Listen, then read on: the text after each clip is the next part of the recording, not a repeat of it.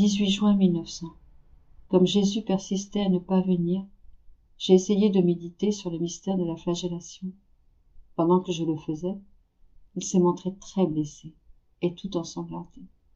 Dès que je l'ai aperçu, il me dit « Ma fille, le ciel et le monde créé démontrent l'amour de Dieu. Mon corps blessé démontre mon amour pour les hommes. Ma nature divine et ma nature humaine sont inséparables et ne forment qu'une seule personne. Par elle, je n'ai pas seulement satisfait la justice divine, mais j'ai aussi travaillé au salut des hommes. Et pour convoquer chacun à aimer Dieu et le prochain, non seulement j'ai donné moi-même l'exemple sur ce point, mais j'en ai fait un précepte divin.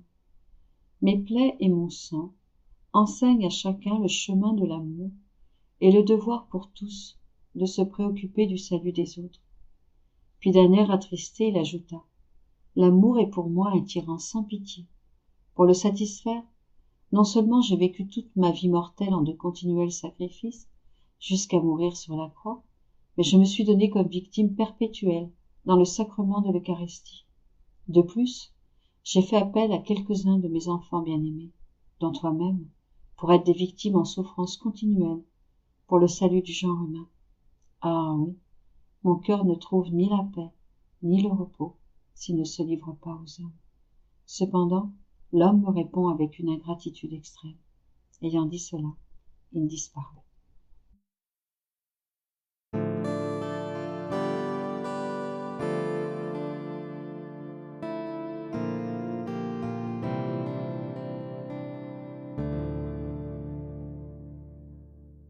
« 18 juin 1901.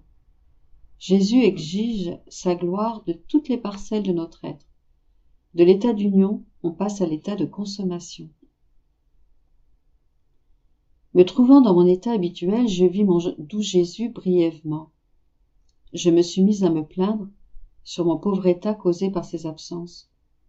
Je lui dis que j'éprouvais une espèce de fatigue physique et morale, comme si je sentais ma pauvre nature broyée et que je me sentais faiblir de toutes parts. Il me dit « Ma fille, ne crains pas, parce que tu te sens faiblir de toutes parts. Ne sais-tu pas que tout doit être sacrifié pour moi, non seulement l'âme, mais aussi le corps? Ne sais-tu pas que de toutes les parcelles de ton être, j'exige ma gloire? Ne sais-tu pas que de l'état d'union, on passe à un autre état, appelé l'état de consommation? Il est vrai que, puisque je dois châtier le monde, je ne viens pas te visiter selon mon habitude. Mais je me sers aussi de cette souffrance pour toi, pour ton profit, qui est non seulement de te garder unie à moi, mais de te consumer par mon amour. De fait, moi, en ne venant pas, et toi, en te sentant faiblir à cause de mon absence, n'en viens-tu pas à te consumer pour moi? Tu n'as pas vraiment raison de t'affliger. D'abord parce que, lorsque tu me vois, c'est toujours de ton intérieur que tu me vois sortir, ce qui est un signe certain que je suis là avec toi. D'autre part, il n'y a pas un jour qui se soit écoulé où tu peux dire que tu ne m'as pas vu parfaitement. Puis, en prenant un ton de voix plus doux et plus bienveillant, il ajouta « Ma fille, je te recommande très fortement de ne pas laisser s'échapper de toi le moindre acte qui ne reflète la patience, la résignation, la douceur, l'équilibre et la tranquillité en tout. Autrement, tu en viendrais à me déshonorer. Il est comme pour un roi qui habiterait un palais bien riche intérieurement, mais qui extérieurement paraîtrait tout lézardé, décoloré et sur le point de s'effondrer. Ne dirait-on pas: comment se peut-il qu'un roi habite un palais qui paraît si délabré, au point qu'on ait même peur de s'y approcher? Quelle sorte de roi habite ce palais? Ne serait-ce pas là un déshonneur pour ce roi? Pense que si de toi sort quelque chose qui n'est pas vertueux, les gens diraient la même chose, en ce qui te concerne et me concerne. J'en serais déshonoré, puisque j'habite à l'intérieur de toi.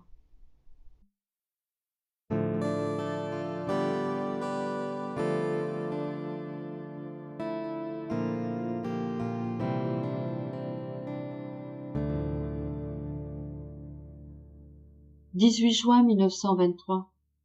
Quand il a institué l'Eucharistie, Jésus a voulu se recevoir lui-même sous la forme sacramentelle. La manière d'opérer de Dieu est d'effectuer un acte unique qui englobe toutes ses répétitions subséquentes. Je venais de recevoir mon bien-aimé Jésus dans la Sainte Communion et j'étais complètement absorbée dans la très sainte volonté de Dieu quand il me rendit présent tous les actes de sa vie terrestre, comme s'ils étaient en train de s'accomplir. Il me laissa voir l'institution du sacrement de l'Eucharistie et la communion qu'il se donna à lui-même. Quelle merveille! Quel excès d'amour fut cette communion à lui-même! Mon esprit était confondu devant un si grand prodige. Mon doux Jésus me dit: Fille bien-aimée de ma suprême volonté, ma volonté contient tout, elle convertit chaque pensée divine en acte et ne permet à rien de lui échapper. Quiconque vit dans ma volonté désire faire connaître ses bienfaits. Je veux que tu saches la raison pour laquelle j'ai voulu me recevoir moi-même quand j'ai institué mon sacrement d'amour. C'est un miracle incompréhensible à l'esprit humain. Que l'homme reçoive l'être suprême, que l'être infini soit enclos dans un être fini, et que cependant il reçoive là l'honneur qui lui revient et y trouve une demeure digne de lui, cela est un mystère si incompréhensible à l'esprit humain que même les apôtres, qui pourtant ont cru en l'incarnation et en d'autres mystères, devinrent mal à l'aise et portés à ne pas croire. Ils n'acquiescèrent qu'à la suite de mes nombreuses exhortations. En instituant l'Eucharistie, j'ai dû penser à tout. Puisque la créature devait me recevoir, l'honneur, la dignité, la demeure appropriée pour la divinité devaient s'y trouver.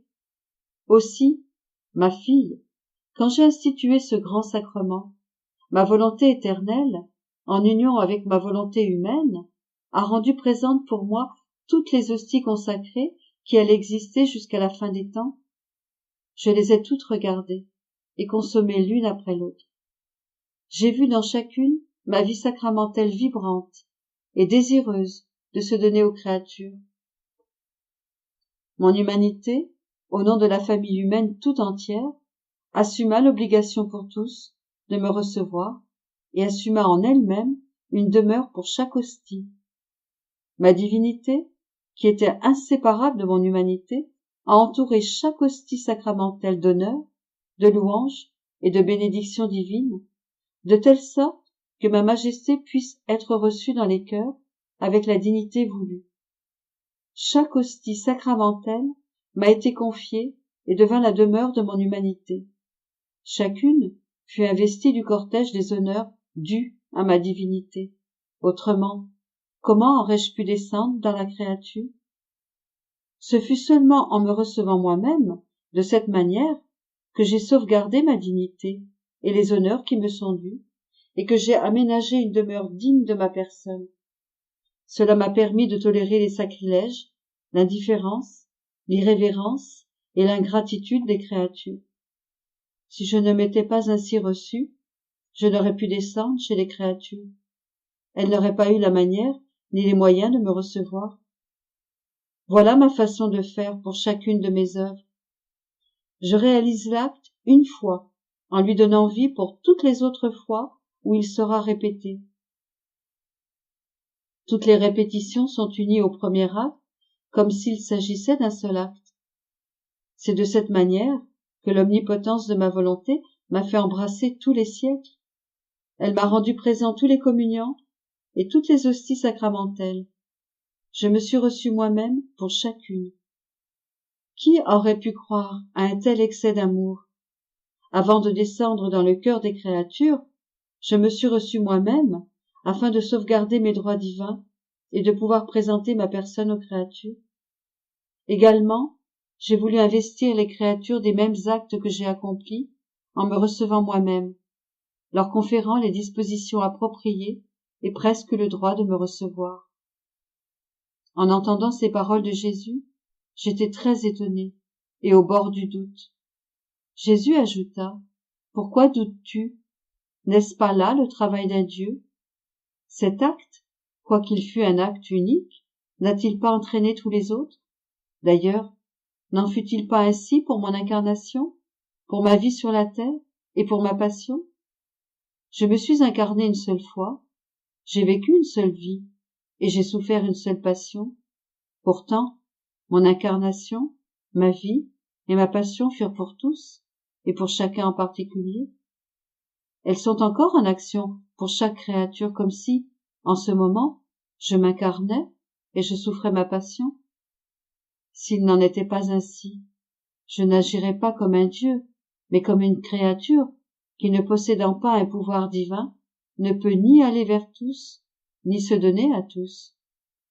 Maintenant, ma fille, je veux te parler d'un autre excès de mon amour. La créature, qui accomplit ma volonté et vit en elle, en vient à embrasser toutes les actions de mon humanité, car je suis très désireux que la créature devienne comme moi. Puisque sa volonté et ma volonté sont une, ma volonté s'en réjouit et, s'amusant, dépose dans la créature tout le bien qui est en moi, y compris les hosties sacramentelles. Ma volonté, qui est dans la créature, l'entoure d'honneur divin et de dignité, et je me confie à elle, parce que ma volonté la fait gardienne de tous mes biens, de toutes mes œuvres, et même de ma vie.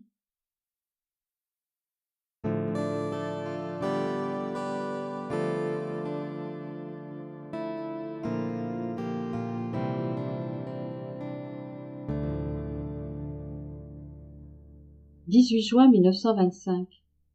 L'immense espace vide de la divine volonté sera comblé par les actes des créatures réalisés dans la divine volonté. L'homme répondra à l'objectif premier de la création. Je me fusionnais dans la sainte divine volonté, selon ma manière habituelle, et quand l'immense espace vide de la très sainte divine volonté se présenta à mon esprit, je me suis dit, comment se peut-il que ce vide puisse être rempli par des actes humains réalisés dans l'adorable divine volonté? Pour que cela puisse se produire, toutes les barrières de la volonté humaine doivent être enlevées, puisqu'elles empêchent de franchir l'entrée de cette éternelle et céleste sphère de la suprême volonté, où, semble-t-il, Dieu attend ses actes, afin que l'homme puisse revenir à son origine dans l'ordre de la création. Cependant, on ne voit rien de nouveau en ce monde, dans le domaine du bien. Le péché existe autant qu'avant, sinon plus. On entend bien parler d'un certain réveil dans le domaine religieux, de certaines œuvres dans les cercles catholiques, mais cela n'est qu'apparence. Si on va au fond des choses, on voit des vices horribles, plus qu'avant. Se pourrait-il que d'un seul coup, l'homme donne la mort à tous les vices, pour donner vie à toutes les vertus, comme cela est requis pour vivre dans la sphère de la suprême volonté? Pour y vivre, aucun compromis n'est possible. On ne peut vivre divisé entre la vertu et le vice. Il est nécessaire de tout sacrifier dans le but de tout convertir en volonté de Dieu. La volonté humaine et les choses humaines ne doivent exister que pour accomplir la volonté de Dieu, afin que Dieu puisse développer sa vie en nous. Pendant que je réfléchissais à cela et à d'autres choses, mon doux Jésus me dit, « Ma fille, c'est ainsi que ce sera. L'immense vide sera comblé par les actes des créatures réalisés dans ma volonté. Ma volonté est venue du sein éternel de l'être suprême pour le bien de l'homme. Ayant posé un acte simple pour envelopper l'homme de manière à ce qu'il ne puisse nous échapper, notre volonté s'est ensuite multipliée en d'innombrables actes pour lui dire, tu vois, ma volonté non seulement t'enveloppe, mais est toujours prête à agir, afin de se faire connaître par toi et de recevoir en retour des actes effectués dans ma volonté. Toutes les choses reçoivent un retour, sinon on peut dire qu'elles sont inutiles et sans valeur. La semence plantée en terre par le semeur veut son retour, soit d'autres graines, 10, 20, 30, plus. L'arbre planté par le fermier veut le retour de la génération et de la multiplication des fruits. L'eau, tirée de la fontaine, donne à celui qui l'a puisée le retour de l'étanchement de la soif, ainsi que la possibilité du nettoyage et du lavage. Le feu qu'on a allumé donne le retour de sa chaleur. Il en va ainsi pour toutes les choses créées par Dieu ayant le pouvoir de produire et de générer. Elles se multiplient et donnent un retour. N'y aurait-il que notre volonté qui, avec tant d'amour, et à la suite de tant de manifestations et d'actes continus, ne pourrait recevoir de retour, soit la divinisation des volontés humaines. La graine de semence en génère d'autres, le fruit génère d'autres fruits, l'homme génère d'autres hommes, un professeur forme d'autres professeurs. Faut-il que seulement notre volonté, aussi puissante qu'elle soit, reste seule, sans recevoir de retour, sans se générer dans la volonté humaine? Ah non, non, cela est impossible. Notre volonté aura son retour. Elle aura sa génération divine dans la volonté humaine, d'autant plus que cela correspond à notre acte premier, celui par lequel toutes les choses ont été créées. Que notre volonté transforme et régénère la volonté humaine en volonté divine. Notre volonté vient de nous, et nous voulons la volonté humaine. Toutes les autres choses ont été réalisées dans un ordre secondaire, alors que cet objectif a été établi dans l'ordre premier de la création. Ça prendra peut-être du temps, mais les siècles ne se termineront pas sans que notre volonté ait atteint son objectif. Si elle a atteint son objectif quant à la génération des choses secondaires, encore plus atteindra-t-elle son objectif concernant son objectif premier. Notre volonté n'aurait jamais quitté notre sein si elle avait su qu'elle n'atteindrait jamais son objectif premier, que la volonté humaine soit régénérée dans la divine volonté. Crois-tu que les choses seront toujours comme elles sont aujourd'hui? Ah non, ma volonté balayera tout, elle semera la confusion partout, toutes les choses seront mises sans dessus-dessous, de nombreux phénomènes surviendront, guerres, révolutions, accidents de toutes sortes, de manière à foudroyer l'homme, à confondre son orgueil, et à le disposer à la génération de la divine volonté dans la volonté humaine. Tout ce que je t'ai manifesté concernant ma volonté, enseignement, lumière, grâce spéciale, ainsi que tout ce que tu fais en elle, n'est rien d'autre que la préparation de la voie, la mise en place des moyens, de manière à ce que ma volonté soit générée dans la volonté humaine. Si cela ne devait pas arriver, je ne t'aurais pas manifesté tant de choses, pas plus que je ne t'aurais sacrifié si longtemps sur ton lit, en te gardant dans l'exercice continuel de ma volonté, dans le but de placer en toi les fondations de la génération de ma volonté dans les vôtres. Crois-tu que ce n'est rien, que je sois continuellement en toi, mettant sur tes lèvres mes prières, et te faisant éprouver mes peines, qui en union avec moi, acquièrent toutes sortes de valeurs, d'effets et de pouvoirs? En somme, je suis en train de fabriquer le modèle, c'est-à-dire la première âme en laquelle j'accomplis la génération de ma volonté. Par la suite, réaliser des fac-similés sera plus facile. C'est pourquoi je te dis toujours, sois attentive, car il s'agit de quelque chose de très important, de la chose la plus importante qui existe au ciel et sur la terre. Il s'agit de protéger les droits de notre volonté, de restaurer le dessein de la création, de nous retourner la gloire pour toutes les choses créées, et de nous permettre de répandre toutes les grâces que notre volonté avait prévu de donner aux créatures si elles avaient accompli notre volonté en toutes choses.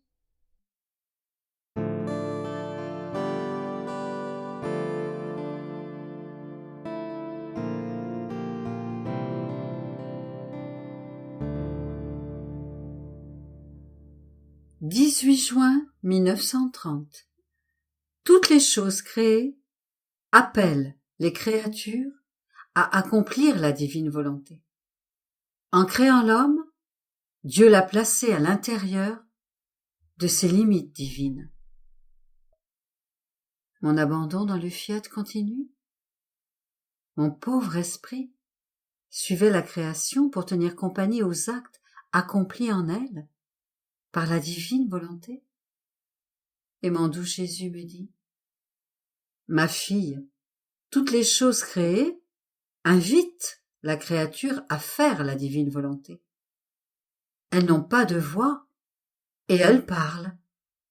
Mais elles parlent selon l'acte que le divin vouloir développe en elles, car chaque chose créée déploie un acte distinct de la divine volonté. Et avec cet acte, la chose créée appelle la créature à accomplir la divine volonté.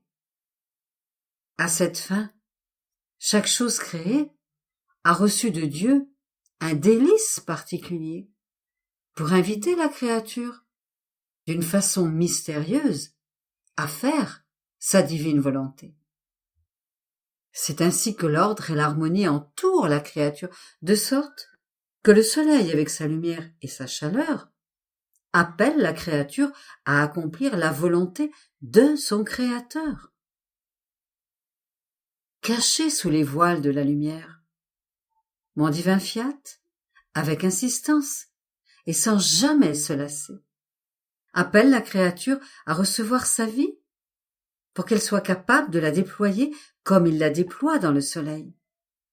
Et comme s'il était prêt de l'attaquer pour qu'elle l'écoute, le soleil investit la créature de tous côtés, à droite, à gauche, par-dessus sa tête, et s'étend même sous les pieds de la créature, pour lui dire, dans son langage de lumière, « Regarde-moi, écoute-moi, vois comme je suis beau, vois quel bien je fais à la terre, parce qu'une divine volonté règne et domine sur ma lumière. Et toi, pourquoi n'écoutes-tu pas mon toucher de lumière, en recevant la vie du divin vouloir, pour le faire régner en toi? Le ciel te parle avec le doux scintillement des étoiles, le vent avec sa force, la mer avec son murmure et le tumulte de ses vagues. L'air te parle dans ta respiration et tes battements de cœur. La petite fleur avec son parfum. En somme, toutes les choses créées rivalisent entre elles pour t'appeler à recevoir ma volonté et à la faire régner afin que le ciel et la terre ne soient plus qu'un seul acte de divine volonté. Oh, si elle voulait écouter toutes les voix de la création, des voix muettes, mais bien réelles et toujours présentes. Les créatures laisseraient régner la divine volonté, tout comme elle règne, avec un complet triomphe dans tout ce qui a été créé par nous. Je continuais alors ma ronde dans la création.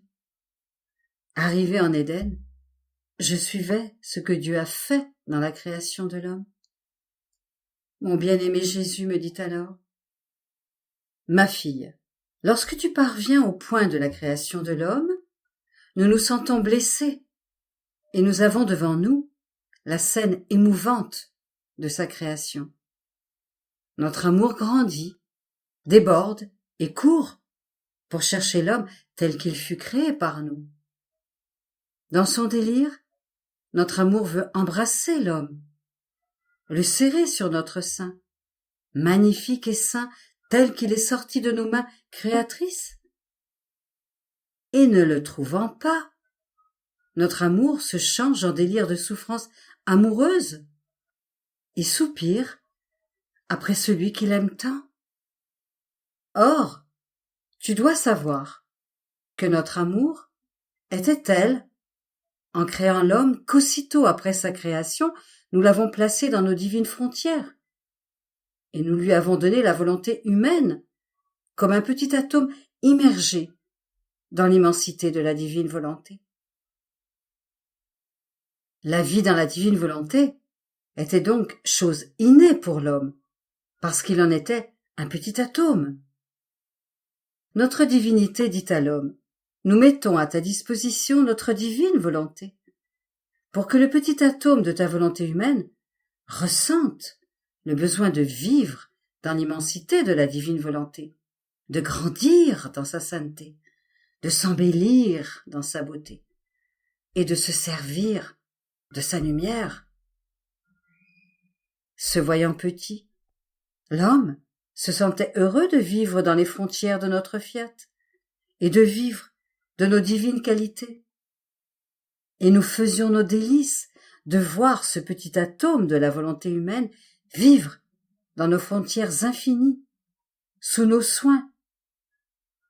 Sous notre regard, l'homme croissait en beauté et en grâce, d'une beauté si rare, propre à nous ravir et à faire, que nous trouvions en lui nos délices.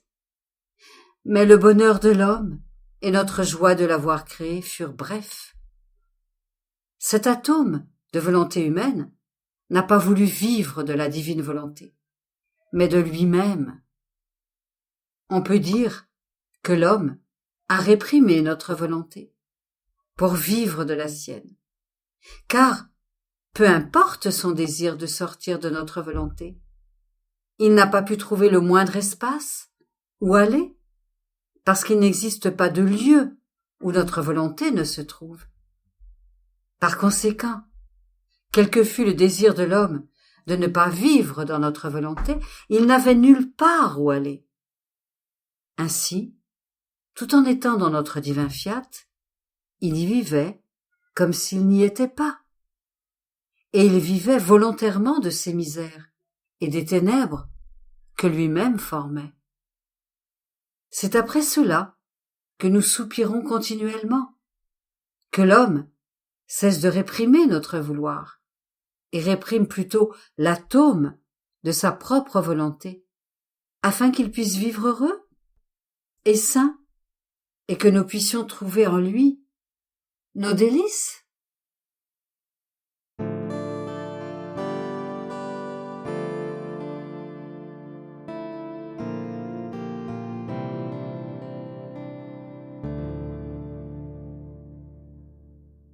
« 18 juin 1937.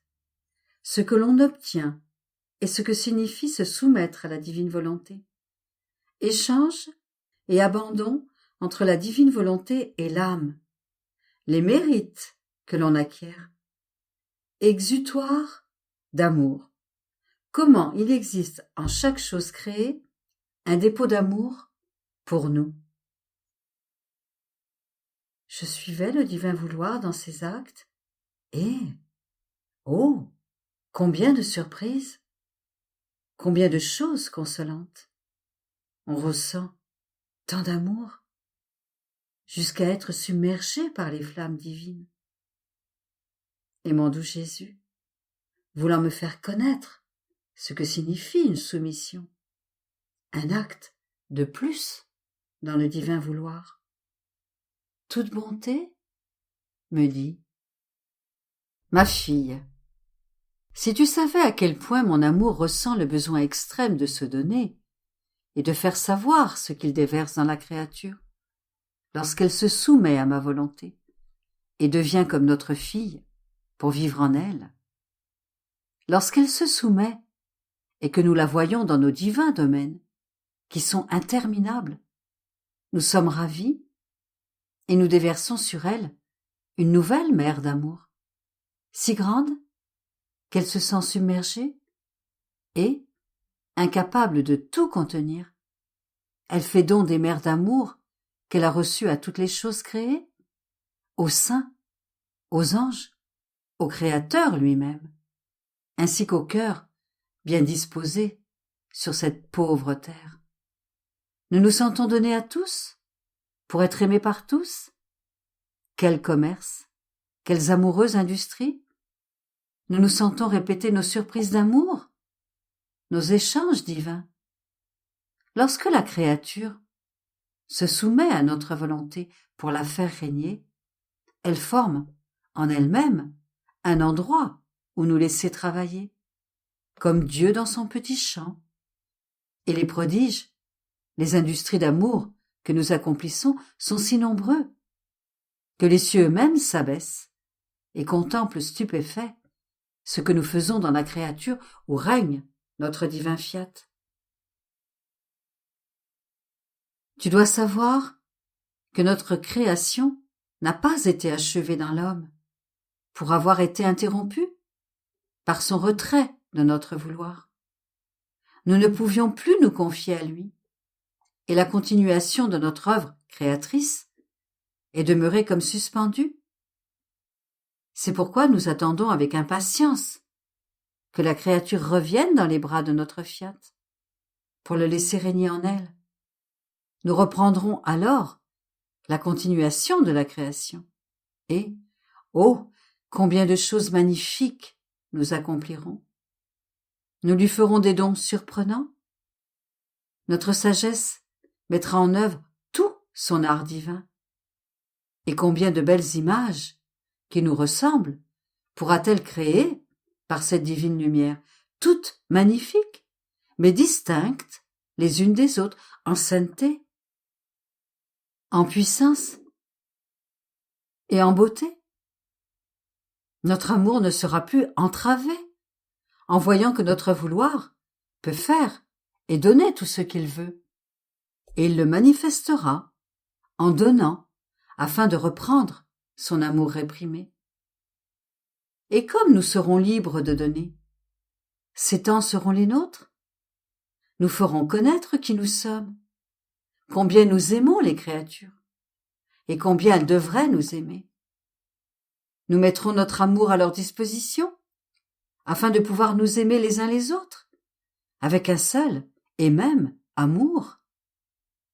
Celles qui vivront dans notre vouloir seront notre triomphe, notre victoire, notre armée divine, la continuation de notre création et son accomplissement.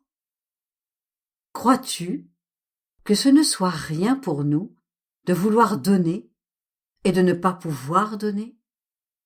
D'avoir le pouvoir de créer des prodiges innombrables, de grâce et de sainteté, et parce que notre volonté ne règne pas dans les âmes, d'être rejetée et empêchée de créer nos plus belles œuvres? C'est le sommet de notre souffrance. C'est pourquoi, en ne faisant jamais ta volonté, tu apaiseras notre peine, et en faisant toujours la nôtre, tu auras notre puissance, notre amour en ton pouvoir. Tu pourras ainsi ravir notre fiat pour le faire régner dans les générations humaines. Ma bienheureuse fille, tu ne connais pas les secrets de notre amour et nos infinis stratagèmes qui en arrivent même à l'excès. Il faut aimer en vérité pour savoir trouver tant de nouveaux stratagèmes d'amour, afin de pouvoir donner et recevoir quand on aime. Tu dois savoir que chaque fois que la créature se donne à nous, dans la puissance de notre vouloir, nous nous donnons nous-mêmes à elle, nous abandonnant dans le sein de la créature. Et si tu pouvais savoir ce que signifie cet abandon de nous-mêmes, la grâce, le bien que nous lui laissons, le renouveau de vie que nous répétons, ton cœur éclaterait de joie, de bonheur et d'amour. Mais ce n'est rien encore. Chaque fois que la créature se donne à nous, nous lui accordons le mérite de nous avoir donné sa vie. Et si elle nous l'a donné 10, 20, 100, 1000 fois, ou plus encore, nous lui en accordons le mérite, comme si elle nous avait redonné chaque fois sa vie. Et chaque fois que nous lui donnons notre vie, nous renouvelons la sienne dans la nôtre. Nous lui en redonnons le bien, ou plutôt, nous l'augmentons autant de fois qu'elle nous l'a donné. La satisfaction et le plaisir que nous éprouvons sont si grands que lorsque la créature se donne à nous, que nous lui prodiguons chaque fois le mérite de posséder des vies divines, et, bilocalisant les siennes, nous lui donnons le mérite d'autant de vies pour autant de fois qu'elle nous a donné les siennes. C'est notre commerce divin de vouloir qu'elle nous donne et que nous lui donnions, afin de recevoir la vie de la créature dans notre être suprême. Cet échange de vie maintient la conversation. Nous faisons connaître qui nous sommes. Nous leur faisons sentir nos ardentes palpitations, l'amour qui nous consume, comment nous aimons et voulons être aimés. Et si elles ne devaient pas ressentir le besoin de se donner continuellement à nous, ce serait le signe qu'elle ne nous aime pas et que son cœur n'est pas en possession de notre irrésistible amour. C'est le signe d'un amour vrai de vouloir toujours se donner, presque à chaque instant, à celui qu'on aime. Mais en se donnant, la force de l'amour impose de vouloir recevoir. Et si la créature ne pouvait pas recevoir, il se sentirait suffoqué, en poussant des cris de tristesse, à en assourdir la terre et les cieux. Par conséquent, afin de ne pas en arriver à de tels excès de tristesse, mon amour attend que la créature se donne à moi, et je me donne alors immédiatement à elle, avec tout l'infini de notre volonté. Après quoi, je poursuivais ma ronde dans la création, et, oh, combien de magnifiques surprises chaque chose créée me disait sur l'amour de Dieu envers moi. Chacune d'elles possédait un espace qui contenait un dépôt d'amour, qui devait toujours me dire qu'il m'aime, que ton Créateur t'aime. Je demeurais surprise, et mon doux Jésus revint et reprit. Ma fille, tu sais que la création était un exutoire de notre amour, et qu'en amenant la création à la lumière du jour, tous étaient présents. Aucune créature ne nous échappait, et nous avons mis en chacune d'elles, en chaque chose créée, un dépôt d'amour qui devait aimer et dire toujours à la créature qu'il t'aime, que ton Créateur t'aime. De sorte que si les choses créées courent afin de donner aux créatures le bien qu'elles possèdent, c'est notre amour qui les fait courir. Si le ciel s'étend par-dessus leur tête, c'est notre dépôt d'amour qui lui en donne le droit. Si le soleil leur donne sa lumière, c'est l'héritage d'amour que chaque créature détient dans le soleil de son Créateur. Si la terre est ferme sous leurs pas, c'est notre dépôt d'amour que la créature prend dans le sein de la terre-mère pour assurer ses pas et lui dire « Il t'aime, celui qui t'a créé t'aime. » Si l'eau étanche ta soif, c'est notre cri d'amour qui court dans l'eau et apaise ta soif, te lave, qui donne l'humeur aux plantes et accomplit tant d'autres bienfaits. Si le feu ne te brûle pas, c'est notre dépôt d'amour. Ce sont les propriétés des créatures qui crient « Réchauffe ma fille, ne lui fais pas de mal » et ainsi de suite pour toutes les autres choses. Je veux maintenant te dire une chose consolante. Si la créature entre dans les choses créées, reconnaît le dépôt d'amour en chacune d'elles et fait résonner son amour dans le nôtre, elle prépare la table de son Créateur. Tu vois dans le soleil lui-même quelle diversité de nourriture d'amour tu peux préparer pour nous. Il y a dans cette lumière la douceur de notre amour. Et en nous aimant, à notre toucher, tu adoucis le tien. Et tu nous donnes la nourriture d'amour qui nous adoucit. Il y a dans cette lumière les goûts de notre amour. Et tu nous donnes, en nous aimant, les joies des si nombreux goûts de notre amour.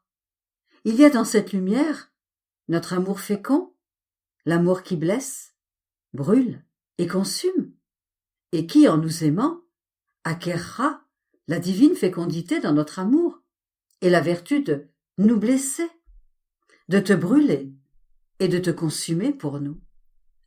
Il y a aussi la variété des couleurs qui embellissent toutes choses et qui, en nous aimant, acquérera la vertu du bel amour, dans lequel tu resteras revêtu d'une beauté enchanteresse. Et, ô combien, nous nous sentirons ravis. Ma fille, je n'en finirais pas si je voulais te répéter la multiplicité et la diversité d'amour que nous avons mises en chaque chose créée, pour chaque créature. et combien elle a le devoir de connaître cette multiplicité d'amour afin de trouver le modèle pour nous aimer, avec tant de marques distinctes d'amour, comme nous l'avons aimé. Mais hélas, notre amour demeure isolé, sans la compagnie de l'amour de la créature. Et c'est pour nous une souffrance que notre amour ne soit pas reconnu en chaque chose créée, alors que chaque chose a reçu de nous le mandat d'aimer la créature d'un amour particulier. Dans le vent qui court transporter nos baisers, dans les flots de nos caresses amoureuses, dans les gémissements de notre amour suffoqué, dans l'impétuosité du vent, de notre amour dominant, qui veut se faire connaître afin de régner sur tous, et il en arrive parfois à pousser des cris assourdissants, afin que la créature ne puisse plus rien entendre que notre amour qu'il aime. Oh, si la créature pouvait reconnaître notre amour qui court dans le vent, elle nous rendrait avec les siens nos baisers et nos caresses, car nous l'embrassons et nous la caressons, parce que nous voulons être embrassés et caressés par elle. Elle gémirait avec notre amour, pour ne pas nous laisser suffoquer. Elle assourdirait tout le monde, en disant que nous l'aimons, que nous aimons celle qui nous aime tant. Et dans l'air que nous respirons tous, combien d'amour n'y a-t-il pas? Et non, par intervalles, comme dans les autres choses créées, mais à chaque instant, à chaque respiration. Qu'elle respire, qu'elle dorme, qu'elle travaille ou qu'elle mange, notre amour court toujours, avec un amour distinct et nouveau. Et en toutes les autres choses créées, notre amour court dans l'air qui donne la vie, avec une rapidité enchanteresse, à laquelle personne ne peut résister. Il court dans le cœur, dans le sang, dans les os, dans les nerfs, en toutes choses, et, se constituant l'acte vital de l'être humain, il lui dit, en silence, « Je t'apporte l'amour continu de ton Créateur. Et parce qu'il est continu, je peux te donner la vie. » Oh, si la créature pouvait reconnaître dans l'air qu'elle respire l'acte de vie que nous y avons placé, l'enthousiasme de notre amour, qui court et court toujours, sans jamais s'arrêter. Elle nous donnerait en échange sa vie, afin de nous aimer, de nous raconter notre histoire d'amour et de répéter notre refrain. Je vous aime toujours et en toutes choses, comme vous m'avez aimé. Dans la plus grande jusqu'à la plus petite chose créée se trouve un amour nouveau et distinct pour les créatures. Et comme elles ne le savent pas, elles ne nous le rendent pas et répondent plutôt à notre amour par des offenses et la plus grande ingratitude.